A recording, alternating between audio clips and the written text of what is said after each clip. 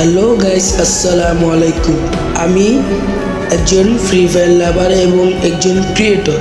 আপনারাও সকলে যারা ভিডিওটা দেখতেছেন তারাও হয়তো gaming lover, Free Fire gaming লাভার।